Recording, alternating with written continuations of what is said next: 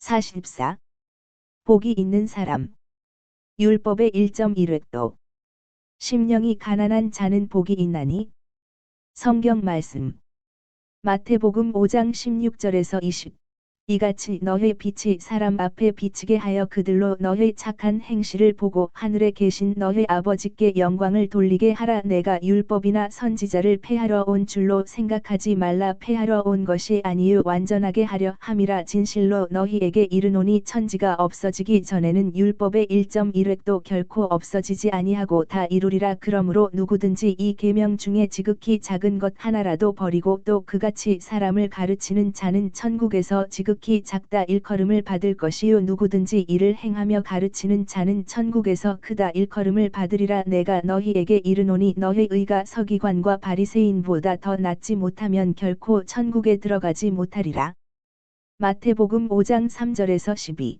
심령이 가난한 자는 복이 있나니 천국이 그들의 것이미요. 애통하는 자는 복이 있나니 그들이 위로를 받을 것이미요. 온유한 자는 복이 있나니 그들이 땅을 기업으로 받을 것이미요. 의에 줄이고 목마른 자는 복이 있나니 그들이 배부를 것이미요. 긍휼히 여기는 자는 복이 있나니 그들이 긍휼히 여김을 받을 것이미요. 마음이 청결한 자는 복이 있나니 그들이 하나님을 볼 것이미요. 화평하게 하는 자는 복이 있나니 그들이 하나님의 아들이라 일컬음을 받을 것이미요. 의를 위하여 박해를 받은 자는 복이 있나니 천국이 그들의 것임이라. 나로 말미암아 너희를 욕하고 박해하고 거짓으로 너희를 거슬러 모든 악한 말을 할 때에는 너희에게 복이 있나니 기뻐하고 즐거워하라. 하늘에서 너희의 상이 큼이라. 너희 전에 있던 선지자들도 이같이 박해하였느니라.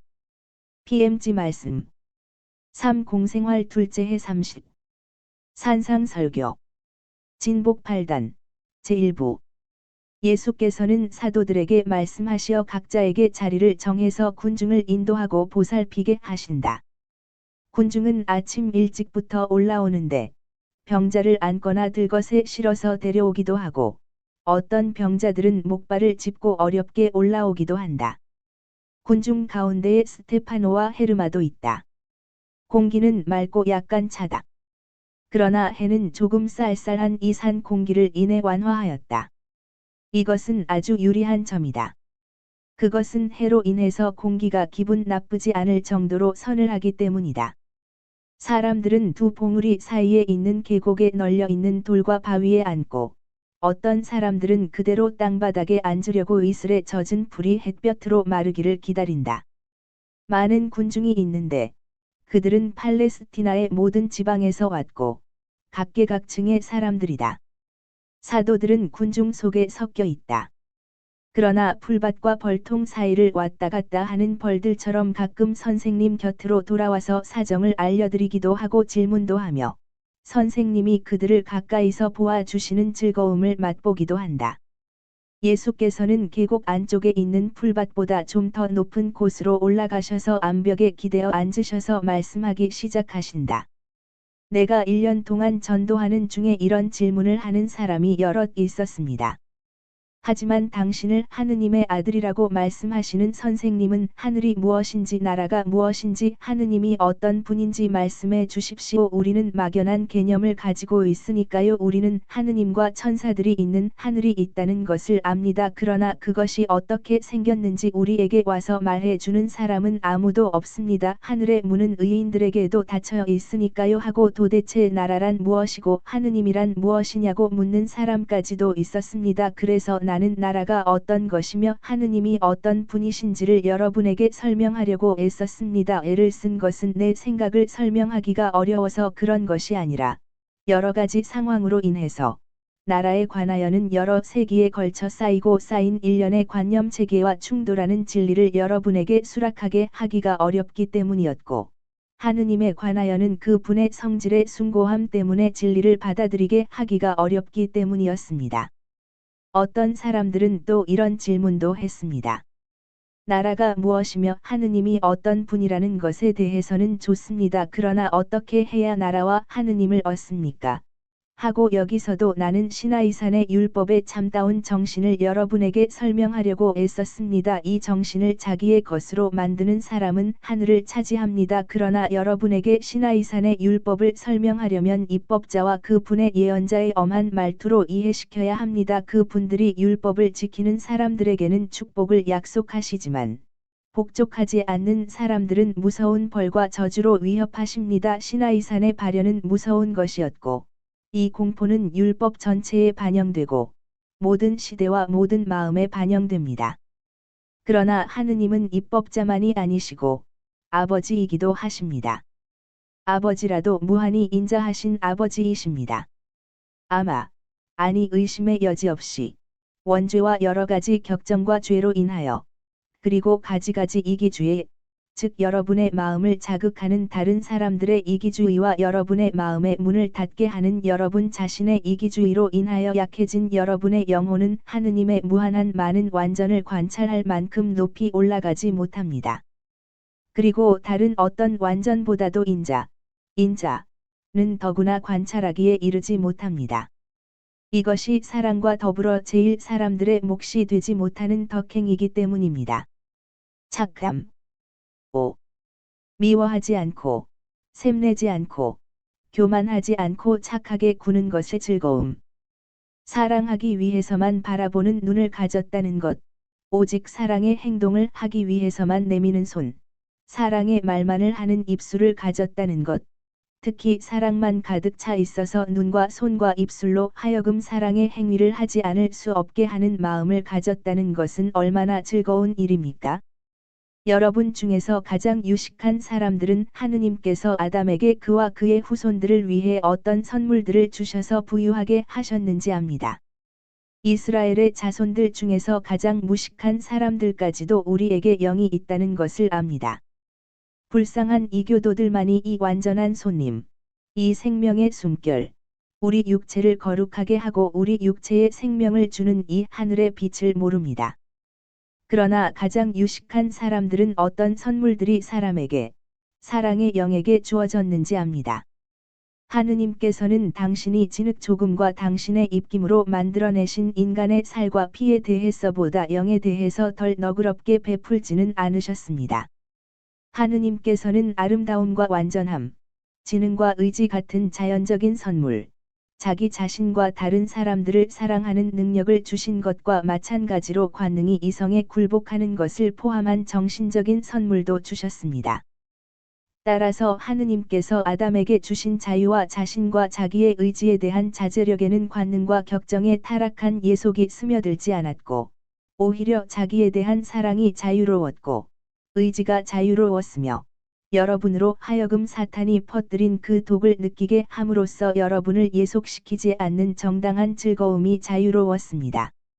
사탄이 퍼뜨린 독은 넘쳐서 여러분을 맑은 물이 흐르는 하상, 밖에 있는 진흙투성이 땅으로 육체적인 관능과 정신적인 감각의 열병이 술렁이는 건강에 해로운 습지로 이끌어 갑니다.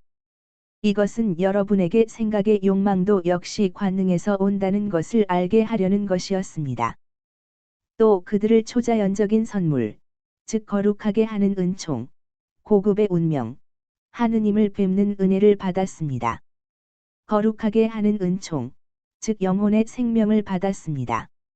영적인 우리 영혼 안에 들어있는 극도로 영적인 그것을 말입니다. 우리를 하느님의 아들을 만드는 은총입니다. 그것은 은총이 우리를 죄로 인한 죽음으로부터 보호해 주기 때문입니다. 그리고 죽지 않은 사람은 아버지의 집, 즉 천국에서, 내 나라, 즉 하늘에서 살게 됩니다. 거룩하게 하고 생명과 나라를 주는 이 은총이란 무엇입니까? 5. 많은 말을 쓰지 마시오. 은총은 즉 사랑입니다. 따라서 은총은 하느님입니다. 하느님께서 당신이 완전한 것으로 창조하신 인간 안에서 당신을 감탄하시고, 당신을 사랑하시고, 당신을 응시하시고, 당신을 원하시며, 당신의 것을 당신 자신에게 주셔서 당신의 재산을 늘리시고, 이 증식을 즐기시며, 또 다른 당신 자신이신 그 많은 사람들 안에 계신 당신을 사랑하시는 것입니다. 5. 여러분, 하느님에게서 그 분의 권리인 것을 빼앗지 마시오. 하느님의 재산인 것을 빼앗지 마시오. 하느님의 소원을 실망시키지 마시오. 하느님께서는 사랑으로 행동하신다는 것을 생각하시오. 여러분이 존재하지 않더라도 하느님은 여전히 무한하신 분이실 것이고, 그 분의 능력도 그로 인해 줄지 않을 것입니다.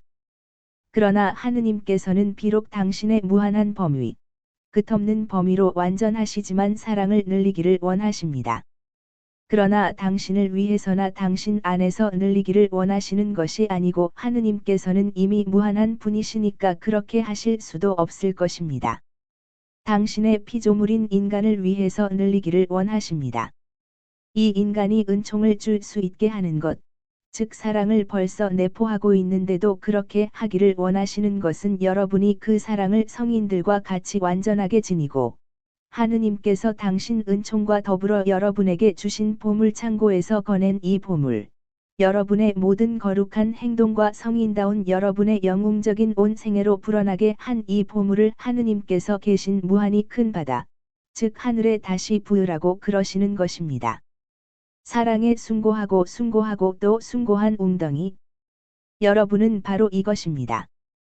그리고 여러분은 하느님이기 때문에 하느님과 같이 영원하므로 여러분의 존재에는 죽음이 주어지지 않았습니다. 여러분은 존재할 것이고 여러분의 존재는 끝이 없을 것입니다. 그것은 여러분 자신의 공로로 부유하게 되어서 여러분에게로 돌아와서 여러분에게 굉장히 많은 영향을 준 거룩한 영들과 같이 불멸의 존재이기 때문입니다. 여러분은 살고 또 길러주고, 살고 또 부유하게 하며, 살고 또 지극히 완전한 영이신 하느님으로부터 처음으로 어머니 젖을 먹는 갓난 아이에 이르기까지의 영들의 일치라는 저 지극히 거룩한 것을 형성합니다. 유식한 사람들은 마음속으로 나를 나쁘게 판단하지 마시오. 이렇게 말하지 마시오. 저 사람은 미친 사람이고 거짓말쟁이다. 죄가 우리에게서 은총을 없애버렸는데 우리 안에 은총이 있다고 말하는 것을 보면 미친 사람이 틀림없고 우리가 벌써 하느님과 일치해 있다고 말하니 거짓말을 하는 것이다 하고 죄가 있는 것은 사실이고 갈라짐이 있는 것도 사실입니다. 그러나 구세주의 능력 앞에서는 아버지와 아들들 사이에 잔인한 갈라짐인 죄가 새로운 삼손에게 흔들린 벽과 같이 무너질 것입니다. 나는 벌써 그 벽을 붙잡아서 흔들고 있고 벽은 흔들거리고 있습니다. 그리고 사탄은 내 능력에 대항해서 아무것도 할 수가 없고 그에게서 수많은 먹이가 빠져나가고 사람을 죄로 끌어들이는 것이 더 어려워지는 것을 보고 화가 나고 힘은 없고 해서 몸을 떱니다. 그것은 내 주선으로 여러분을 내 아버지께로 데려가고 내 피 흘림과 내 고통으로 여러분이 깨끗하고 힘있게 되면 은총이 생기 있고 발랄하고 강력하게 여러분에게 돌아올 것이고 여러분이 원하면 승리자가 되겠기 때문입니다. 하느님께서는 여러분에게 어떤 생각을 강요하지 않으시고 여러분을 거룩하게 되라고 강제로 시키지는 않으십니다. 여러분은 자유가 있습니다. 그러나 하느님께서는 여러분에게 힘을 도로 주십니다. 여러분을 사탄의 지배에서 구해 주십니다. 지옥의 멍에를 다시 지든지 여러분의 영혼의 천사의 날개를 달아 주든지 그것은 여러분에게 달렸습니다. 여러분이 나를 형제로 생각해서 내가 여러분을 인도하고 불멸의 양식으로 양분을 주게 하는 것은 순전히 여러분에게 달렸습니다. 시나이산의 엄격한 길보다 더 쉬운 다른 길로 해서 어떻게 하느님과 하느님의 나라를 얻을 수 있단 말인가 하고 여러분은 말합니다. 다른 길이 있지 않고 이 길이 있습니다. 그러나 이 길을 위협의 관점에서 보지 말고 사랑의 관점에서 봅시다. 죄를 기다리면서 죄를 짓지 않을 수 없다고 떨면서 만일 이것을 하지 않으면 나는 불행할 것이다 하고 말하지 말고 오히려 만일 이것을 하면 나는 매우 행복할 것이다 하고 말합시다. 그리고 초자연적인 기쁨의 충동으로 마치 가시가 많은 덤불에서 장미꽃이 피어나듯이 율법을 지키는 데에서 생겨나는 저 진복을 향하여 기쁘게 돌진합시다. 마음으로 가난하면 나는 지극히 행복할 것이다. 그러면 하늘 나라가 내 것이니까. 온유하면 나는 지극히 행복할 것이다. 내가 땅을 차지할 것이니까. 반감을 가지지 않고 울 수 있으면 나는 지극히 행복하다. 내가 위로를 받을 테니까. 육신을 배불리 먹이는 빵과 포도주보다도 옳은 일에 줄이면 나는 지극히 행복할 것이다. 정의가 나를 배부르게 할 테니까. 자비를 베풀면 나는 지극히 행복할 것이다. 나는 하느님의 자비를 얻을 테니까. 마음이 깨끗하면 나는 지극히 행복할 것이다. 하느님께서 깨끗한 내 마음을 굽어보실 것이고, 나는 하느님을 뵙게 될 테니까. 평화의 정신을 가지면 나는 지극히 행복할 것이다. 내가 평화와 사랑 속에 있을 것이고 또 하느님은 당신과 같은 사람을 사랑하시는 사랑이시기 때문에 나를 당신 아들이라고 부르실 테니까. 정의에 충실하였기 때문에 박해를 받으면 나는 지극히 행복할 것이다. 내가 받은 이 세상의 박해를 보상하시려고 하느님께서 하늘 나라를 내게 주실 테니까. 하느님, 제가 당신의 아들이라는 것을 알고 사람들이 저를 모욕하고 비난하면 저는 지극히 행복할 것입니다. 이것은 제게 슬픔을 갖다 주지 않고 기쁨을 갖다 주게 될 것입니다. 이로 인해서 저는 당신의 가장 훌륭한 종들인 예언자들과 같은 수준에 놓이게 될 것이고, 그들과 더불어 제 것인 하늘에서 그들의 것과 같은 크고 영원한 상급을 받게 될 것이라고 굳게 믿기 때문입니다. 이와 같이 성인들의 기쁨을 통하여 구원의 길을 바라봅시다. 마음으로 가난하면 나는 지극히 행복할 것이다. 5. 재물에 대한 악마 같은 열병. 너는 사람들을 어떤 망상으로 몰아가느냐? 부자들과 가난한 사람들을 파멸한 그의 정신에 더러운 우상인 그의 황금을 위하여 사는 부자를, 재산을 가지고 있는 부자에 대한 증오로 살면서 물질적으로는 살인자가 되지 않더라도 부자들이 가지가지 불행을 당하기를 기워하면서 그들에게 저주를 퍼붓는 가난한 사람을, 죄를 저지르지 않는 것만으로는 충분치 않습니다. 죄를 지을 마음까지도 없어야 합니다. 어떤 사람이 불행과 죽음을 당하기를 기원하면서 저주하는 사람은 실제적으로 죽이는 사람과 크게 다르지 않습니다.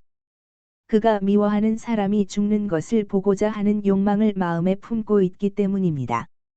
정말 잘 들어두시오. 욕망은 마치 이미 형성되었으면서 배출은 되지 않은 어떤 착상의 결과와 같이 우리가 억제하는 하나의 행위입니다. 나쁜 욕망은 폭행보다도 더 오래 가기 때문에 중독을 일으키고 썩게 합니다. 욕망은 행위 자체보다도 더 깊게 뿌리를 내립니다. 마음으로 가난한 사람은 물질적으로 부유해도 재산 때문에 죄를 짓지 않고, 오히려 재물을 가지고 사랑을 행하기 때문에 그의 재산은 그 사람의 성화를 이룩합니다. 사랑을 받고 축복을 받는 그 사람은 사막에서 여행자를 구해주고, 실망하는 사람들을 돕기 위해서 자기를 줄 수 있는 것을 기뻐하며 아낌없이 자기를 주는 저 샘물들과 같습니다. 그 사람이 실제로 가난하면 자기의 가난을 기뻐하고 자기가 먹는 빵을 기분 좋게 생각합니다. 그가 기뻐하는 것은 그가 재산에 대한 열병을 모면하고, 그의 잠은 악몽을 모르고, 잘 쉬고 일어나서 조용히 일을 시작하게 되기 때문입니다. 또 그 일을 탐욕 없이 부러움 없이 함으로 그에게는 일이 쉽게 느껴지기 때문이기도 합니다. 사람은 황금을 가지고 있어서 물질적으로 부자일 수도 있고, 그가 애착을 느끼는 것으로 인하여 정신적으로 부자일 수도 있습니다. 황금이라는 말에는 돈뿐 아니라 집, 밭, 보석, 가구, 가축대, 요컨대 생활의 여유를 주는 모든 것이 포함됩니다. 정신적인 재산은 친척이나 인척관계, 우정, 지적인 재산, 공적 따위들입니다. 여러분이 보다시피 첫 번째 종류의 재산에 대하여는 가난한 사람이 이렇게 말할 수 있습니다. 5. 나로서는 가진 사람을 부러워하지만 않으면 된다. 그래서 내게 주어진 처지에 만족한다. 고 둘째 종류의 재산에 대하여도 가난한 사람은 역시 스스로 경계해야 합니다. 사람들 중에서 가장 가난한 사람도 그의 정신이 초연하지 않으면 죄인이 될 수가 있기 때문입니다. 어떤 것에 지나치게 집착하는 사람은 죄를 짓습니다. 여러분은 아마 이렇게 말하겠지요. 아니 그러면 하느님이 우리에게 주신 좋은 것을 미워해야 한단 말인가? 아니 그렇다면 하느님은 왜 아버지와 어머니와 아내와 아이들을 사랑하라고 명하시고 이웃을 내 몸같이 사랑하라고 말씀하시는가? 하고 구별을 해야 합니다. 우리는 아버지와 어머니와 아내와 이웃을 사랑해야 합니다. 그러나 하느님께서 우리에게 정해 주신 범위 안에서, 즉 우리 자신과 같이 사랑해야 합니다. 그런데 하느님은 만유 위에 또 우리의 전체를 다하여 사랑해야 합니다. 우리는 우리에게 가장 소중한 사람들, 가령 우리를 젖을 먹여 기른 어머니를, 우리 가슴에 안겨 자면서 우리에게 아이들을 낳아주는 아내를 사랑하는 것처럼 하느님을 사랑해서는 안 되고, 우리 전체를 기울여, 즉 사람에게 있는 사랑하는 능력 전부를 기울여 사랑해야 합니다. 자식의 사랑, 남편의 사랑, 친구의 사랑, 그리고 눈살을 찌푸리지 마시오. 아버지의 사랑으로 말입니다. 그렇습니다. 하느님의 이익을 위하여 우리는 아버지가 자식에 대해 쏟는 것과 같은 정성을 쏟아야 합니다. 아버지는 자식들을 위하여 그의 재산을 사랑으로 돌보고 그것을 발전시키며 그들의 육체적 곱하기 쌓인 문화적 성장과 세상에서의 성공에 마음을 쓰고 걱정을 합니다. 사랑은 악이 아니고 또 악이 되어서도 안 됩니다. 하느님께서 우리에게 주시는 은총들도 악이 아니고 또 악이 되어서도 안 됩니다. 은총들은 사랑입니다. 은총들은 사랑으로 주어지는 것입니다. 하느님께서 우리에게 주시는 그 많은 자애와 선을 사랑을 가지고 써야 합니다.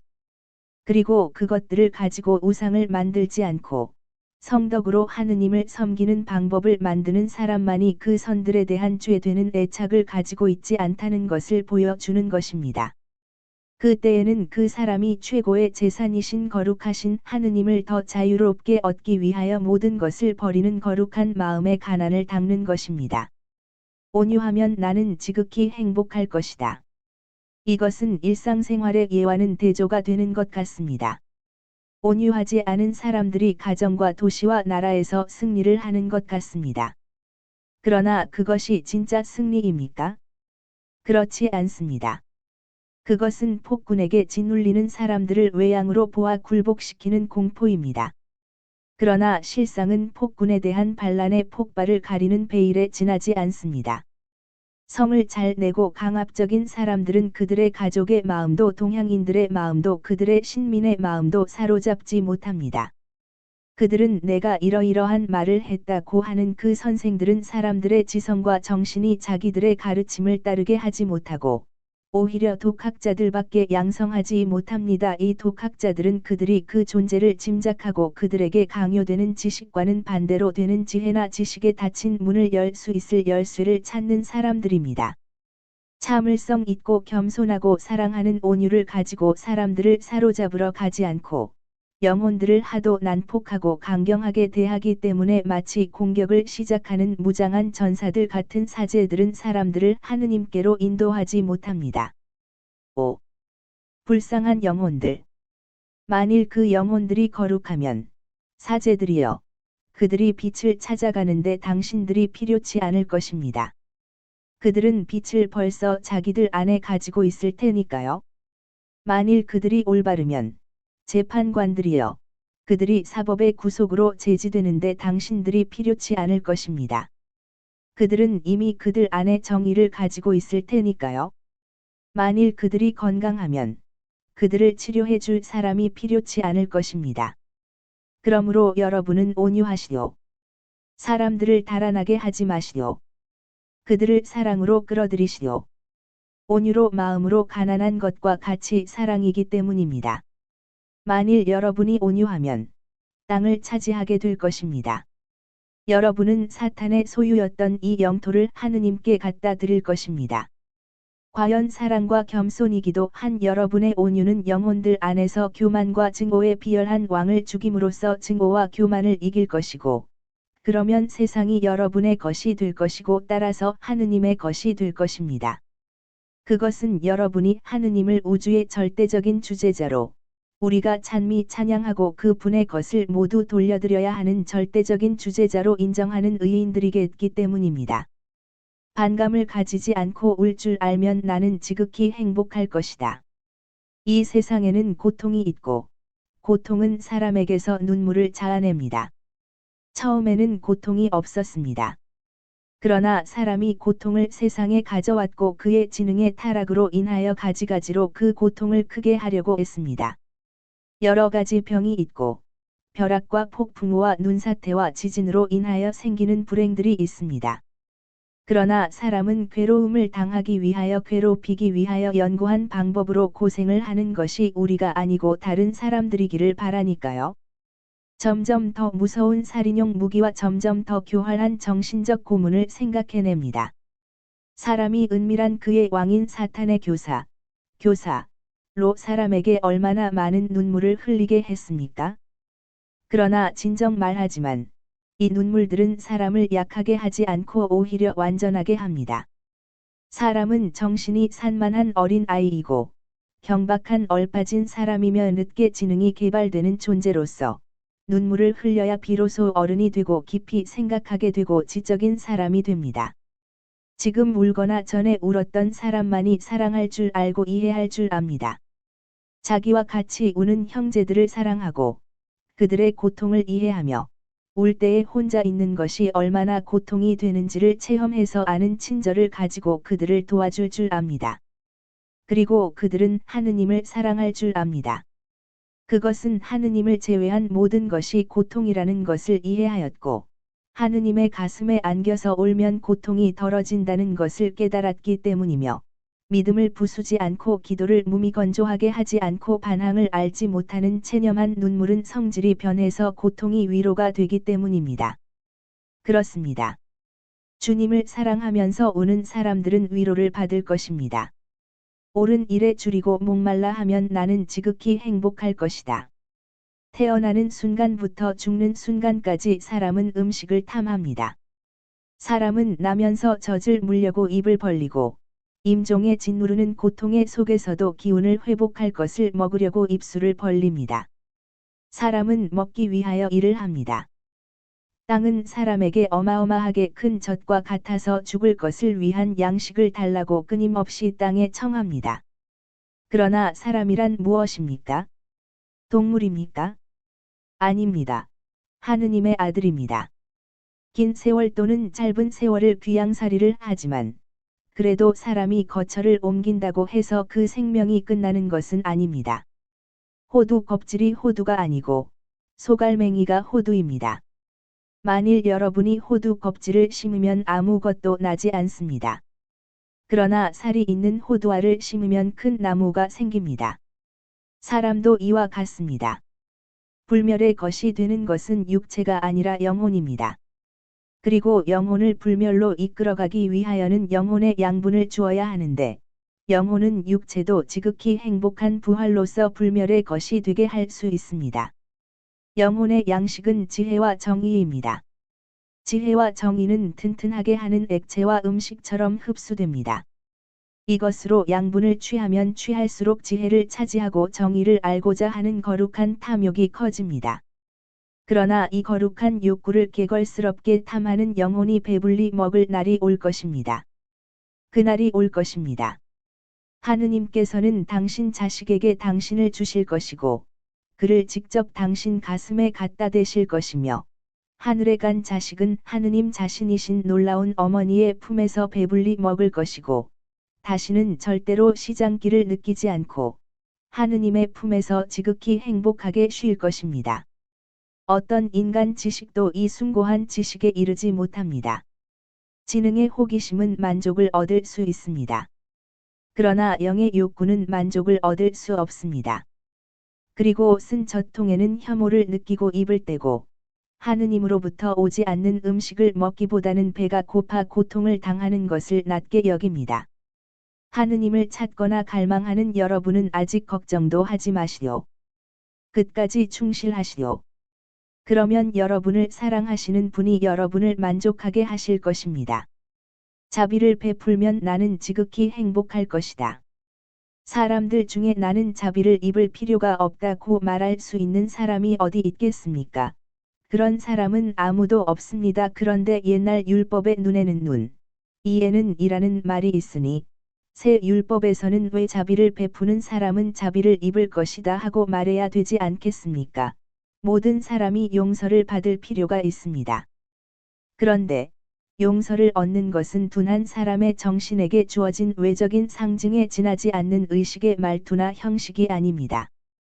그것이 아니라 사랑의 내적 의식, 그보다도 자비의 내적 의식입니다. 염소 수컷이나 어린 양을 제물로 바치고 돈 몇 푼을 헌금하라고 명한 것은 어떤 악이나 그 바탕에는 역시 항상 탐욕과 교만이라는 두 가지 뿌리가 있기 때문이었습니다.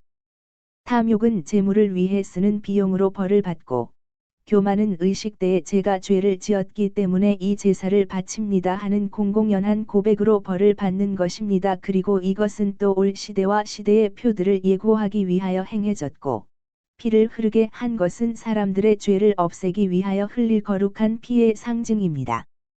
그러므로 굶주리고 헐벗고 집 없는 사람들에 대해서 자비로울 줄 아는 사람, 그들 자신과 같이 있는 다른 사람들을 괴롭히는 나쁜 성격을 가진 사람들이라는 한층 더 불쌍한 사람들에게 자비를 베풀 줄 아는 사람은 지극히 행복합니다. 자비를 베푸시오. 용서하고, 동정하고, 구조하고, 가르치고, 도와주시오.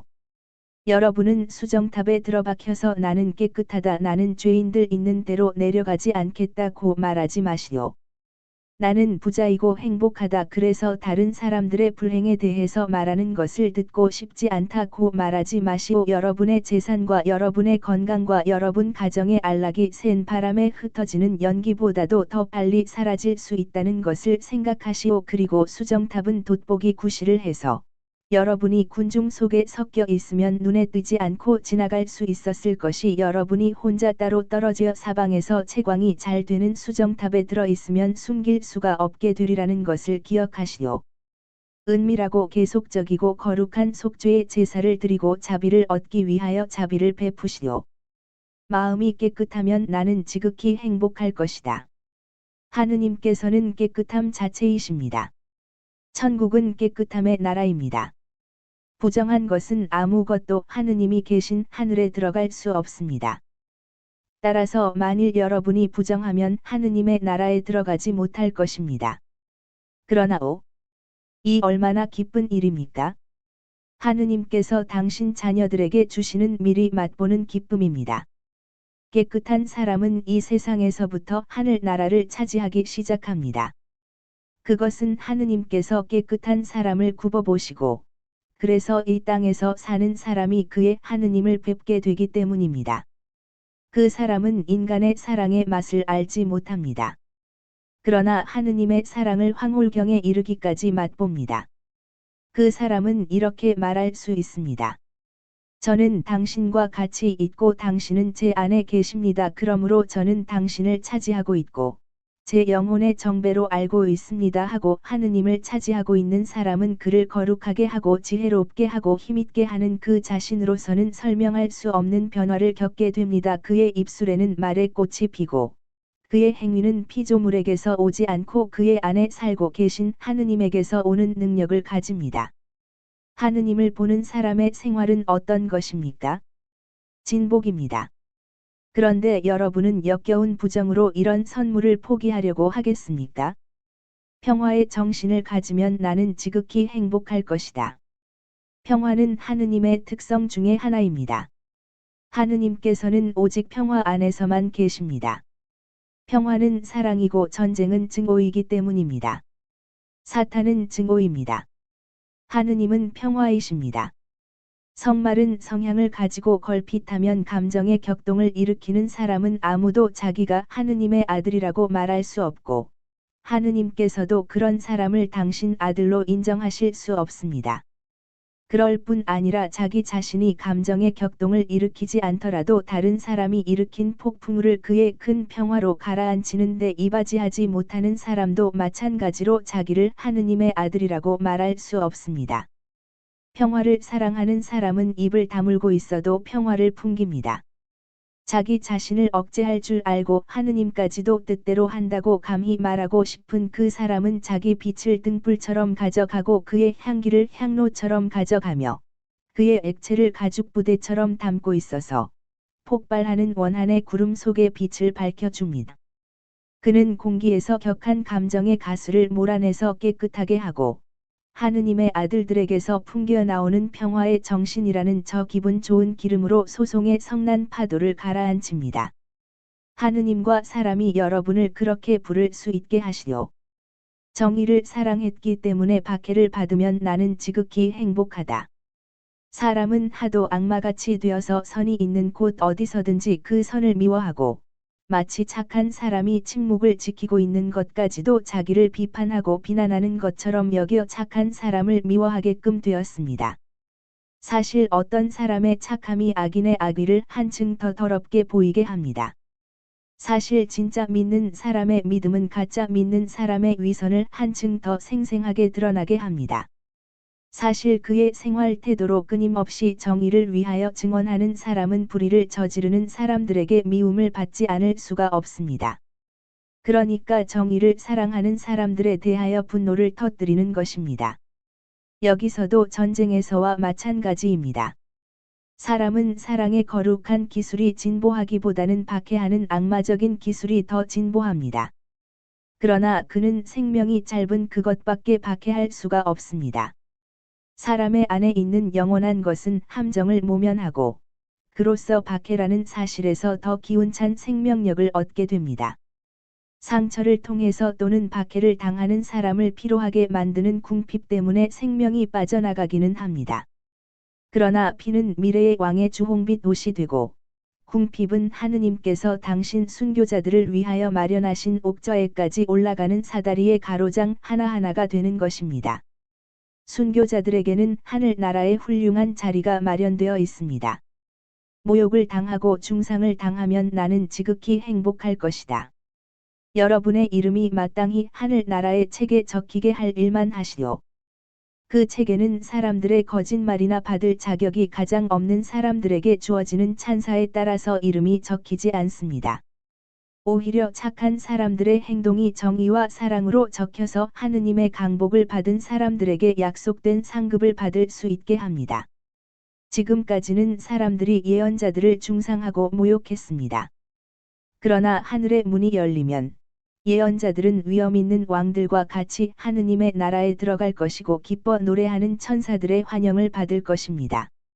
여러분도 하느님의 사람이 되었다고 해서 모욕을 당하고 중상을 받으면 여러분도 하늘나라에 개선할 것이고 때가 다 지나가고 하늘나라가 가득 차면 그때에는 눈물 한 방울 한 방울이 여러분에게 소중하게 느껴질 것입니다.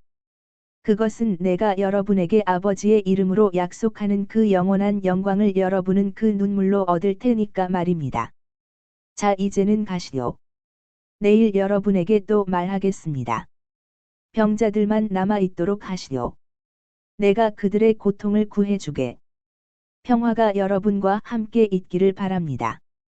그리고 구원에 대한 묵상을 사랑의 방법으로 해서 여러분이 하늘나라로 들어가는 길에 들어서기를 바랍니다.